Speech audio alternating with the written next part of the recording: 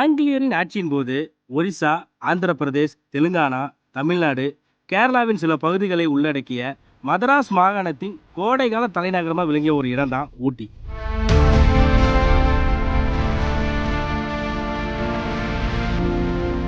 அந்த ஊட்டிக்கு போகணும்னா பரிசல் மூலமோ, யானை மூலமோ, பெரும் அச்சத்தோட காட்டாற்று வெள்ளத்தை கடந்து போகணும். இதன் விளைவா வலுவான சன்னல் கயிறு, மரப்பலகை வச்சு செங்கல் தூண் அமைச்சு ஒரு பாலம் உருவாக்குறாங்க. தொடக்கத்துல மாட்டு வண்டி, குதிரைகளை வச்சு வெற்றிகரமா போக்குவரத்து நடைபெற்றுட்டு இருக்கு. பிறகு இந்த தூரி பாலத்தை மேம்படுத்துறாங்க. இரும்பு கம்பி, தகடு வச்சு வலுவான பாலமா தான் அமைக்கப்படுது. மழை, வெயில் போன்ற சீதோஷ நிலையில அடிக்கடி பராமரிக்க வேண்டிய தேவை இருக்கு. பழுதை சரி செய்யும் பொருட்டு ஒரு 4 பேர் இதில் ஈடுபடுறாங்க. அந்த 4 பேரும் எதிர்பாராத விதமாக இறந்து போறாங்க. அவங்களோட நினைவாக ஒரு கல்வெட்டும், பாலம் தொடங்குனது சம்பந்தமா ஒரு கல்வெட்டும் அருகிலே நடப்படுது. 1925ல் கொல்கத்தாவை தலைமையிடமாக கொண்ட ஜோசப் அண்ட் கோ அப்படிங்கிற ஒரு கம்பெனி ஏற்கனவே இருக்கிற தொங்கு பாலத்துக்கு அருகிலேயே ஒரு இரும்பு பாலத்தை அமைக்கிறாங்க.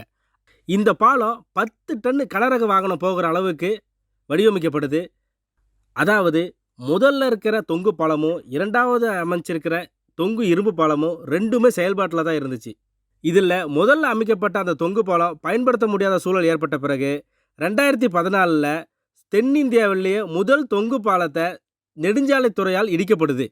அந்த பாலத்தை காப்பாற்ற முடியலனாலும் 1925ல் கட்டப்பட்ட இரும்பு பாலத்தையாச்சும் காப்பாற்றணும்னு நினைச்ச சமூக ஆர்வலர்களும், ஓடந்துறை பஞ்சாயத்து மற்றும் சில வரலாற்று ஆய்வாளர்களுடைய முன் முயற்சியில் ராயல் என்ஃபீல்டு நிறுவன உதவியோட அந்த இரும்பு பாலத்தை மறுசீரமைப்பு செய்து கோவை மாவட்ட கலெக்டர் உதவியுடன் பாரம்பரிய சின்னமாக திறந்து வைக்கப்படுது.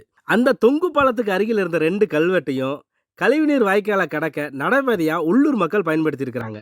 அங்கிருந்து அந்த கல்வெட்டை பறிமுதல் செய்து இப்போ இரும்பு பாலத்துக்கு அருகில அந்த கல்வெட்டு நடப்பட்டிருக்கு.